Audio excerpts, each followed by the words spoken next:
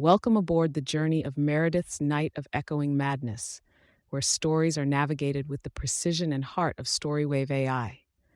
Chart this course with us by liking, sharing, and subscribing for daily explorations. Chapter 1: A Lighthouse Beckons. I, Meredith Harper, stepped onto the rocky shore, my gaze locked on the towering structure that pierced the heavens. It was impossible not to feel dwarfed by its immensity, a monolith of solitude that had beckoned me from the safety of the mainland.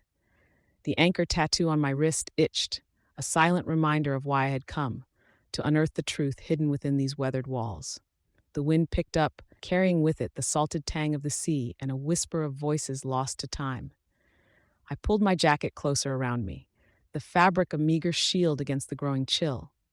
The path to the lighthouse was strewn with debris, relics of the past that lay scattered like breadcrumbs, leading me ever forward.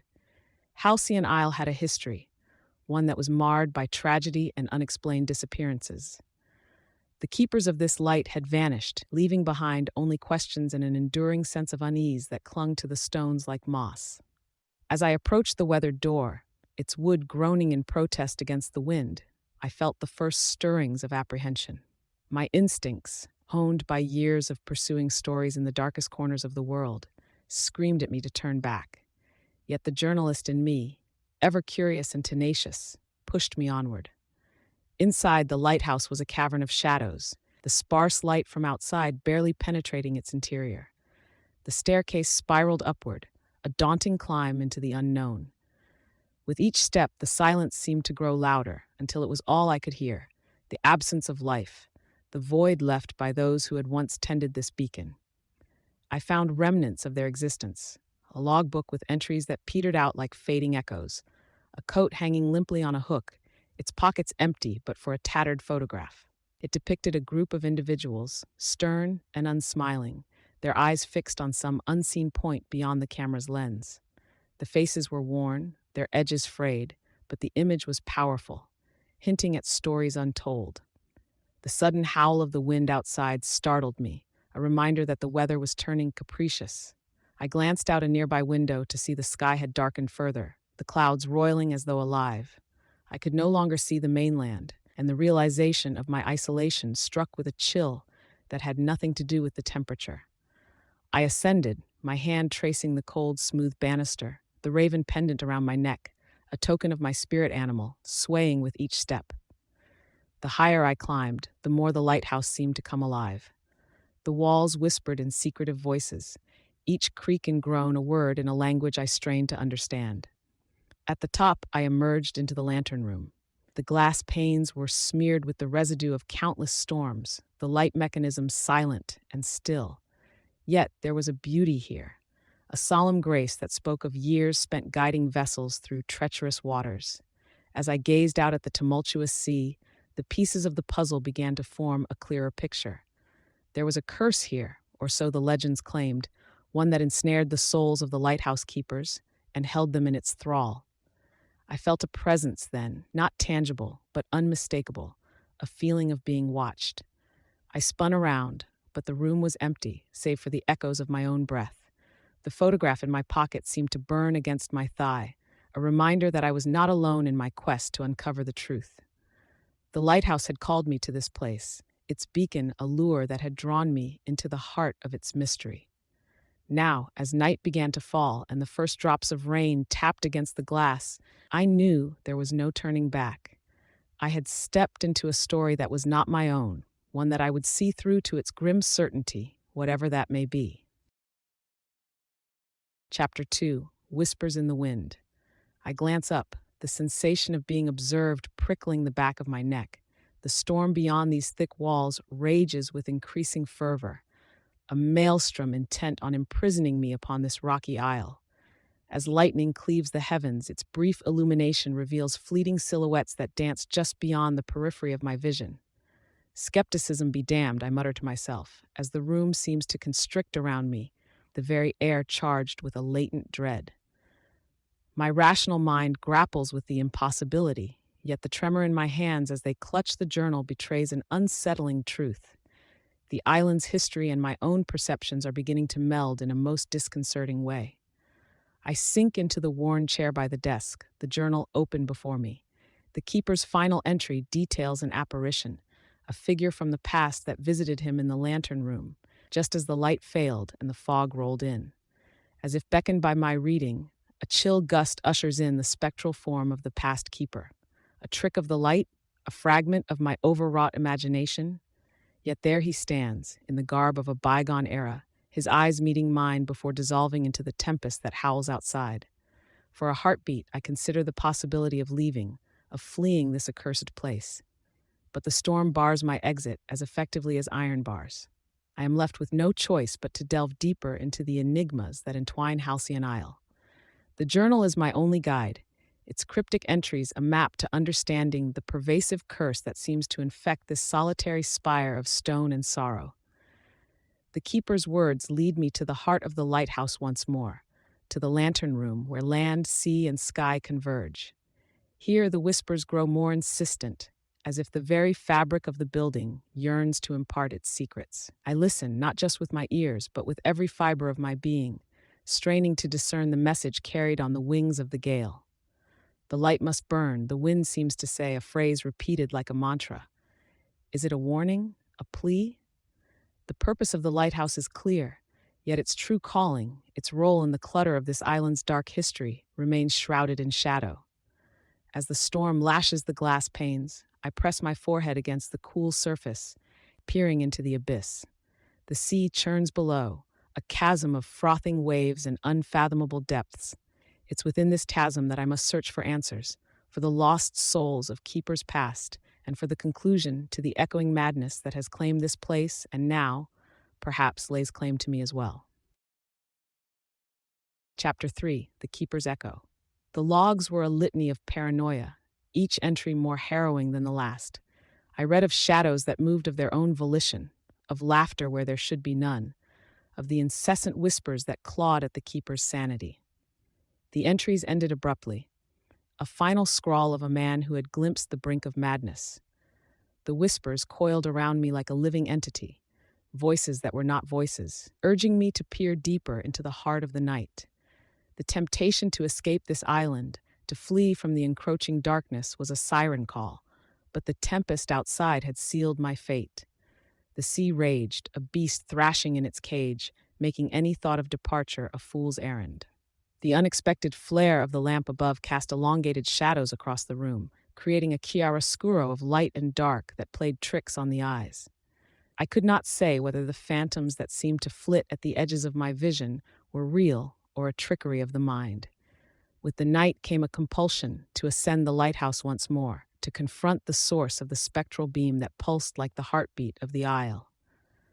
The staircase wound before me, a spiral path that seemed to stretch into infinity. Each step was an act of defiance against the dread that sought to root me to the spot. At the lantern room, the vast lens rotated with a relentless precision, its purpose determined despite the absence of its keeper. The light itself seemed alive, a pulsing entity that held back the suffocating dark. It was here, in the embrace of the beam, that the whispers grew more insistent, a chorus of discordant tones that melded with the howl of the wind. You must understand, they seemed to say, a command that brooked no argument. I leaned into the gale that pressed against the glass, my gaze following the arc of the light as it painted the tumultuous waves below. The log entries had revealed a pattern, a descent into a chasm of fear and suspicion that had claimed the minds of those charged with the care of the navigation light. Could it be that the lighthouse itself was an architect of this affliction? A keeper not just of the coast, but of a curse that bound the souls of its guardians? The night pressed close, a shroud that sought to smother will and reason. Yet I stood firm, my resolve to uncover the truth determined.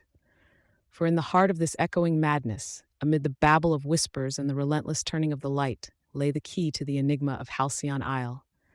And I, the latest to heed its call, would not be deterred.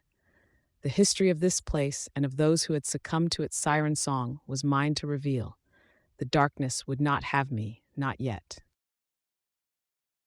Chapter 4: The Chorus of the Cursed. Meredith listened, though she had not the means to silence the raucousness that besieged her senses. Tales of woe and passion unfurled within her mind, specters of the past keepers and their entwined fates unraveling before her. The tales were a ragbag of deceit and love, of betrayal that seeped into the bones of the isle itself.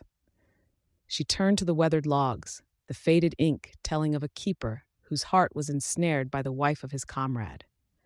The affair, a clandestine flame, had been the spark that ignited the tragedy, the fulcrum upon which the curse had come to bear. Meredith could almost see them, the keepers and the woman they both loved, their phantoms replaying the fatal dance of their love triangle. The storm outside mirrored the tempest within her, the tales of the keepers melding with the present, blurring the lines between then and now. She heard their voices, not through her ears, but within her very soul, recounting their lives and their downfall. One voice, tinged with the accent of a seafaring man long drowned in sorrow, spoke of his love for the woman with hair like the golden sands. Another, more reserved and tinged with the accent of scholarly pursuits, told of his betrayal upon discovering the affair, his voice a crescendo of pain and fury. And she, the woman at the heart of it all, her voice a melody that seemed to weave through the others, spoke of her heart torn between duty and desire.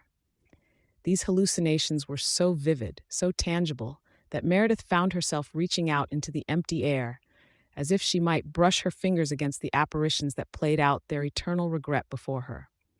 The origin of the curse, once shrouded in the mists of time, began to crystallize. It was a morass of human frailty, of choices made and loves forsaken, that had birthed the malevolence that now held Halcyon Isle in its grasp. The storm, the whispers, the relentless turning of the light, all were echoes of a past that refused to be forgotten, a past that clung to the present with spectral fingers. Meredith, caught in the eye of this maelstrom of memory and madness, fought to anchor herself to reality. Yet the voices would not be denied. They swirled around her, each one a lament that begged to be heard, to be acknowledged. She knew then that her task was greater than simply uncovering the history of the lighthouse.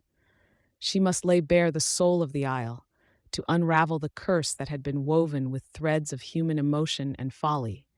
And so she listened, the journalist within her giving way to the keeper of tales, the chronicler of the chorus of the cursed. The night wore on, and the voices continued their relentless symphony, a requiem for the lost, for the doomed, and for the love that had led them all into darkness. Chapter 5. Drowned in Despair. In the lantern room, the light continued its ceaseless vigil, indifferent to the chaos it surveyed. I was drawn to it, to the cyclical purity of its purpose, and yet it was there, bathed in its stark, halogen glow, that the past keepers of this place chose to reveal their sorrowful legacy. Visions unfolded before me, not quite apparitions, but memories etched into the very fabric of the room. I witnessed embraces shrouded in secrecy, the exchange of tender words drowned by the roar of the ocean, a clandestine love blooming in isolation, only to be torn asunder by the unforgiving nature of duty and deceit. The voices spoke of their despair, not in words, but in the very atmosphere that pressed against my skin. Meredith rifled through an ancient chest, the wood swollen from the damp, and therein she found the tattered remains of what appeared to be official documents. The ink had bled across the pages, but the implication of their content was clear enough. There had been an attempt to conceal the truth of what transpired here, to bury it beneath layers of bureaucracy and obfuscation. The revelation was a bitter pill, a confirmation that the curse was not merely the product of superstition, but something far more sinister, something that had been acknowledged and then deliberately obscured by those with the power to record history. As the storm clawed at the stone walls, Meredith felt the weight of the keeper's despair, as if it were a leaden vest upon her chest. The tumult inside her mirrored the fury outside. It was a battle to remain anchored in the present, to not be swept away by the tide of grief that threatened to engulf her. The lighthouse, once a symbol of safety and guidance, now seemed an accomplice to the tragedy, its light a buoy for sorrow. The voices, their tales of loss and betrayal, swirled around Meredith, each one vying for her attention, each one a fragment of the curse that held sway over the isle. She could not escape the sense that she was being pulled deeper into the heart of the mystery, that the lighthouse itself demanded she bear witness to its darkest hours. The visions grew more intense, the memories of the past keepers so vivid that it was as though she walked among them, a silent observer to their doomed fates. The evidence of the cover-up lay before her, a puzzle whose pieces were scattered across time. It was her task to assemble them, to expose the web of lies that had been spun around the curse. And yet, as the storm raged, as the voices reached a fever pitch, Meredith knew that the greatest challenge was not merely uncovering the past, but surviving it, lest she become another whisper in the wind, another soul drowned in the despair of Halcyon Isle. Chapter 6. Under Siege of the Self. The night was thick with the ink of the unknown, and within that blackness, the echoes of past keepers whispered their laments, each tale a heavy chain that threatened to drag me into the abyss. There was one voice, though, that rose above the rest, a clarion call that sang the siren song of surrender to the darkness. Embrace the fate that befalls you, it urged, its timbre resonant with an authority that seemed to predate the lighthouse itself. I found myself wandering the lighthouse's innards, my footsteps a hollow rhythm on the stone floors. The archives, a repository of the isle's history, had yielded much, but it was the discovery of a hidden room that called to me now, a space veiled by time and intent, where the truth behind the vanishing of the last keeper was rumored to be held. The entrance was concealed, cunningly crafted to blend with the lichen-covered walls, but my fingers found the edges of the secret door, and with a push that sent a cloud of dust into the air, it swung open with a reluctant creak. Inside, the room was a capsule of the past, untouched by the decay that reigned elsewhere. Documents lay scattered across a desk, their contents a scrawl of frantic notes and desperate pleas. It was here, in this cloistered chamber, that the last keeper had sought refuge, only to find himself a prisoner of his own making. The voice grew ever more insistent, a relentless drum that beat in time with my racing heart. "This is the culmination of your search," it whispered. "The legacy of Halcyon is yours to inherit." I pored over the documents, the keeper's handwriting a mirror of his unraveling mind. Amidst the ramblings, a narrative emerged, one of a man who had peered too long into the void, only to have the void stare back into him. The air in the room was still, as if the very atmosphere held its breath. The storm outside had reached a fever pitch, a symphony of fury that seemed to resonate with the chaos within my skull. It was as if the tempest and the voice were one, a united force urging me toward a destiny I could neither accept nor deny. I could feel the presences around me, their spectral forms pressing close, eager to witness the outcome of this unholy vigil. And in that moment, I understood the gravity of my situation. The echoes of the past were not merely stories, they were a map, a guide to the inevitable conclusion that awaited me. With a commitment born of necessity, I continued my search, the ink from the documents bleeding onto my hands, an indelible mark of the curse that I now bore. The hidden room had revealed its secrets, and with them, the understanding that the light of Halcyon Isle was not an illuminator of hope, but a signal of warning, a portent of the darkness that lay in wait for those who dared to uncover its past. As dawn approached, the voice became a whisper, a receding tide that left behind the stark reality of my circumstance. The lighthouse stood, a monolith of sorrow and secrets, and I, its reluctant keeper, prepared to face whatever the new day would bring. Chapter 7. A Mind Fractured. As I navigated the spiral staircase, the echoes of former inhabitants grew more insistent, a clamor that sought to erode the bedrock of my identity. The air was saturated with the tang of rust and a dampness that clung to my skin. I could almost feel the imprint of the lighthouse's many keepers, their presence as palpable as the stone beneath my hands. The flashes came without warning, scenes of violence and tragedy that flickered before my eyes like a film reel, with no regard for chronology or mercy. They were glimpses into the lighthouse's scarred history, moments of despair and fury that had soaked into the very walls. "Meredith," called a voice, its tone threaded with the wisdom of ages. "Heed the tales we etch in the marrow of this place." I pressed on, my steadfastness an anchor against the tide of voices. The lantern room awaited, its light a false promise of clarity in the midst of mental tumult. Here I discovered the keeper's final log entry, its words scrawled with an urgency that belied the steady hand I had come to associate with the author. The entry spoke of a pact, a sinister accord that tethered the souls of the keepers to the lighthouse, a covenant born of desperation and sealed with the sort of darkness that festers in the hidden crevices of the world. It was the genesis of the curse, an origin that twisted the very purpose of the lighthouse from sanctuary to prison. I shared my findings with the silence, the only listener I could trust. Why would a keeper enter such a pact? I asked aloud, the question hanging in the air, unanswered but acknowledged by the watchful gaze of the lighthouse. It became clear that the pact was the linchpin, the moment where history had curdled into legend, where truth had slipped into the murky waters of myth. The keepers had been ensnared, their fates sealed not by the sea but by their own hands, their own choices. My own voice became a stranger to me, an echo lost among the many. The battle to remain Meredith, the individual, the seeker of truths, was waged in every breath, every heartbeat. The noise demanded action, demanded that I follow the path laid out by those who had come before. The past violence, the tragedies, they were not merely stories. They were warnings, signposts on a road paved with good intentions and mortared with despair. The lighthouse, a custodian of sorrow, stood indifferent to the plight of its keepers, to my plight. As the first light of dawn crept into the sky, a fragile silence descended.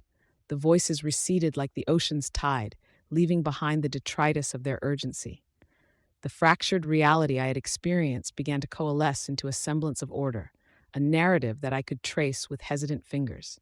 The keeper's final log entry, the revelation of the pact, was the piece that had eluded me, the keystone in the arch of understanding. With this knowledge, I knew that the lighthouse's history was not a chain to bind me, but a challenge to overcome, a puzzle that I was determined to solve, even as the echoes of madness sought to claim me as their own. Chapter 8: Edge of Madness. The sea outside battered the rocks with relentless fury, the sound of the waves a constant reminder of the natural prison that encased the isle. The green of Meredith's eyes scanned the room, taking in every inch of the keeper's quarters, where generations had lived and succumbed to the same authoritarian force that now sought to claim her.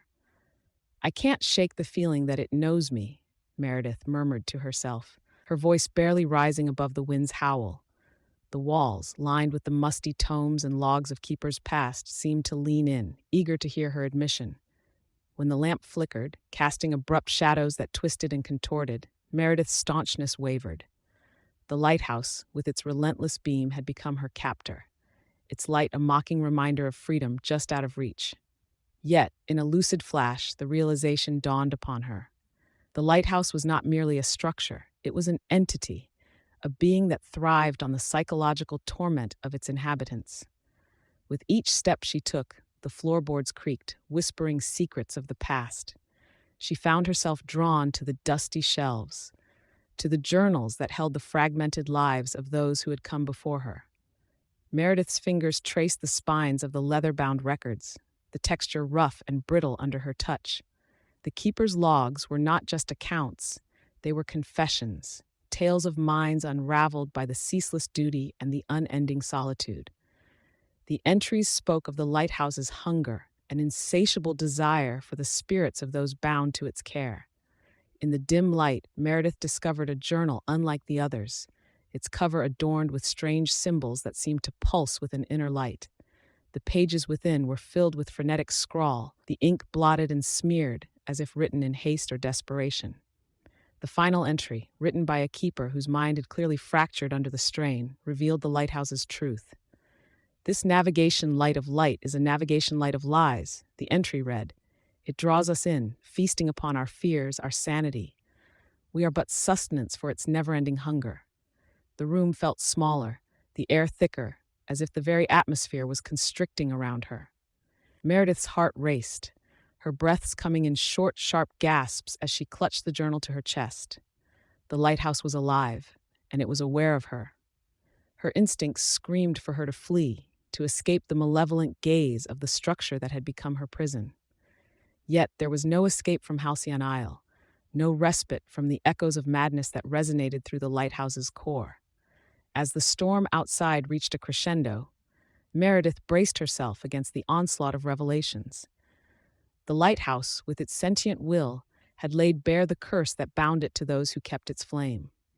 Her role was clear. She was the latest in a line of unwilling sacrifices to an insatiable hunger that would not be denied. With the dawn still hours away, Meredith hardened herself for the vigil that awaited. The lighthouse's history, its keepers, and the curse that entwined their fates were now hers to bear, and as the lamp above resumed its pulse, a navigation light in the night, Meredith understood that the edge of madness was not a precipice to avoid, but a boundary she must navigate with every ounce of her waning resolve. Chapter 9. Face to Face with Fate. The lighthouse had become her world, its spiral staircase of vertebrae leading to the mind of the structure where she now stood, faced with the ethereal figure of the first keeper, the harbinger of the curse that had ensnarled the souls of all who followed. His image flickered like a candle in a tempest, yet his presence was as real as the rain that lashed the windows. "You seek answers," the apparition intoned, his voice the sound of a ship's hull groaning under the stress of the sea. "But are you prepared for the burden they carry?" Meredith's reply came with a steadiness she scarcely felt. "I have walked through the echoes of madness that dwell within these walls. I will bear whatever truth you harbor." The first keeper's form coalesced, a specter clad in the oilskins and sou'wester of a bygone era, his face etched with the sorrow of centuries. "The lighthouse is more than stone and glass," he began, his words a cascade that seemed to flow from the very air around her. "It is a keeper of balance, a line between the raging chaos of the sea and the order of the land. When I first lit the lamp, I did so with a heavy heart, for the light was not only a torch to ships, it was a torch to darkness of another kind." Meredith listened, her firmness a bastion against the constraining atmosphere. "And the curse?" she queried, her voice echoing in the vastness of the lantern room. The keeper's gaze was unyielding. A pact was made, a sacrifice offered to calm the tempestuous spirits of the deep. In return, the light would shine eternal, but so too would the binding of the keeper's soul to this lighthouse. It was I who forged that bond, and it is I who remain tethered to this torch, watching the ageless sea. Meredith absorbed the revelation, the pieces of the curse's puzzle slotting into place with a clarity that brought her no comfort. "What was the sacrifice?" she asked, though a part of her feared the knowledge. "The light demands a life." The keeper's voice was now a whisper, the sound of a secret shared. "A life willingly given to break the cycle, to free the souls ensnared by this curse." The room spun, or perhaps it was her mind that reeled from the gravity of the keeper's words. Meredith's vision blurred with the relentless sweep of the torch as past and present collided in a maelstrom of revelations. The keeper's form began to fade, dissipating into the ether as the final vestiges of his tale were told. "The choice is now yours, Meredith Harper. Will you be the light's liberator, or its next captive?" The question hung in the air, unanswered, as the specter vanished, leaving Meredith alone with the weight of centuries and the decision that could end the lighthouse's dark legacy. The tempest outside mirrored the turmoil within, a battle for her very soul waged in the heart of the lighthouse that stood as both her prison and her charge. As the first light of dawn approached, Meredith knew that the final chapter of this night's echoing madness was hers to write. The sacrifice necessary to break the curse was clear, but whether she possessed the fortitude to accept it remained to be seen. The lighthouse, with its ceaseless beam, awaited her decision, indifferent to the cost of its insatiable hunger for light, life, and liberation. Chapter 10. A Light Extinguished. I, Meredith, stood within the confines of the lantern room, the heart of the lighthouse, where the heavy odor of oil and metal prevailed. The once bright lantern, now darkened, left in harsh gloom hanging in the air. The voices, those ethereal echoes of the past keepers, had grown silent, as if holding their breath for the choice I was about to make. In the distance, the sea thrashed against the cliffs with relentless abandon, its roars a constant reminder of the forces at play. The very air seemed charged with the residue of centuries, each gust whispering the tales of those who had stood watch over these treacherous waters. The time had come to confront the curse, to use every ounce of endurance I possessed to turn the spectral tide upon itself. My fingers traced over the cold brass of the lighthouse mechanism, its once polished surface dulled by the passage of time. "Ye be certain about this, lass," came a voice, rough as the craggy rocks below, a voice that had once commanded ships and now seemed to command the very air within this room. It was the voice of the first keeper, the architect of the curse that now held us both in its unyielding grip. I responded with a steadiness that belied the tempest within. "There's no turning back. The cycle ends with me. Tell me what needs to be done." The keeper's form, barely visible within the swirling mist that filled the room, nodded once. "The light, it feeds on the keeper's spirit. To break the curse, ye must become the storm itself. Ye must unleash the fury that has been caged within these walls."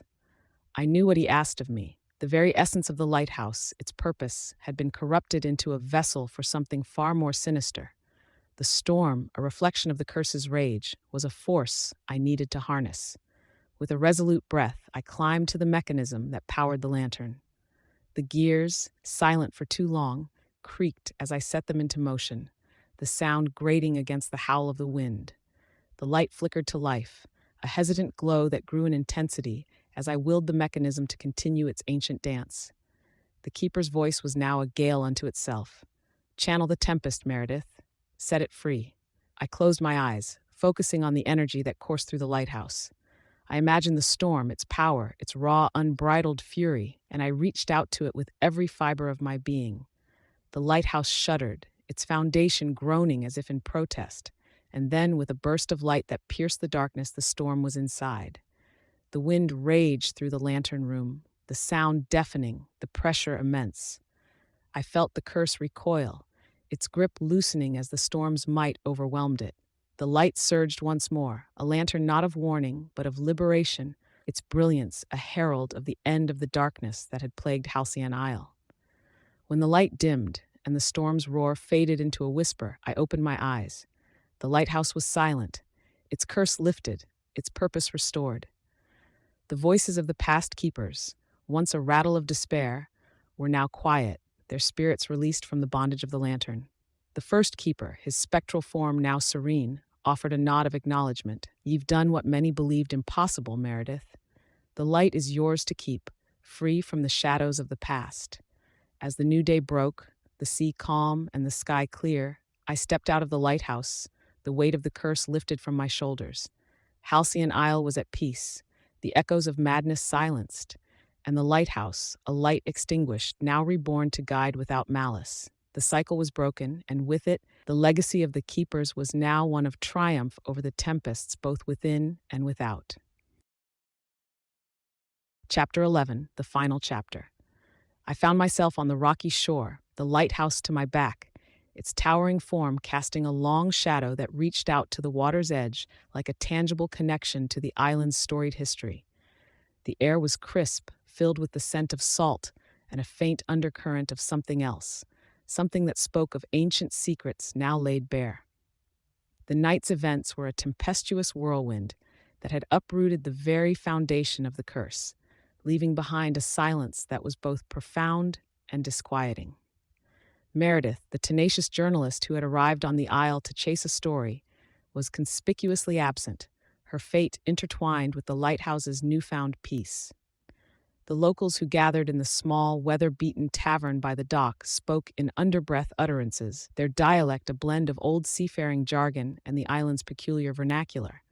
Their conversations were punctuated by the clink of glassware and the creak of wooden floors. "You reckon the lighthouse is finally free?" asked an old fisherman, his voice a gravely timbre that resonated with the age of the sea. "Aye, but at what cost?" "The lass, Meredith, she's not been seen since the light went out," replied the tavern keeper, wiping down the bar with a cloth that had seen better days. They were a superstitious lot, these islanders, their lives shaped by the ebb and flow of the tides and the whispers of the lighthouse that had stood as both guardian and curse. The disappearance of Meredith was for them another chapter in the lore that would be debated and embellished in the years to come. A scholarly man, who had arrived with the dawn to document the lighthouse's history, chimed in. his tone measured and analytical. The lighthouse's past is an oddment woven with the threads of human endeavor and supernatural entanglement. Meredith's vanishing is not an ending, but a continuation, a new thread in the fabric of its legacy. The conversation ebbed and flowed like the tide, each participant adding their perspective, their insights, a mosaic of truth and conjecture. They spoke of the keepers, of the sacrifices made, and of the light that, for the first time in memory, had ceased to shine. As the sun climbed higher, casting the isle in a warm golden glow, the lighthouse, stoic and silent, seemed to watch over the gathering, a silent observer of the lives it had touched. The freedom it now experienced was not without consequence, the cost etched into the very stones that had borne witness to the night's echoing madness. The islanders, with their dialogue rich in history and local color, continued to ponder the fate of the lighthouse and the woman who had dared to unravel its mysteries. The scholarly man took notes, his pen scratching against the paper with fervor, each word an instrument to the pursuit of knowledge and understanding. In the end, the lighthouse stood as a monument to the island's tumultuous past and to the unconquerable spirit of those who sought to uncover its truths. And as the day wore on, the isle returned to its rhythms, the sea's whispers carrying tales of the night when a light was extinguished, a curse was broken, and a seeker of stories embraced a fate that would forever be entwined with the echoes of Halcyon Isle. The end. Meredith's Night of Echoing Madness was generated by patent-pending AI technology developed by StoryWave. Any resemblance to real events, persons, or copyrighted material is purely coincidental. StoryWave does not endorse or promote any specific views, opinions, or actions portrayed in this story. Thank you for tuning into StoryWave with us. Our AI transforms your ideas into narratives that echo. Please like, share, and subscribe to journey through more stories every day. April 2024. See you on the next adventure.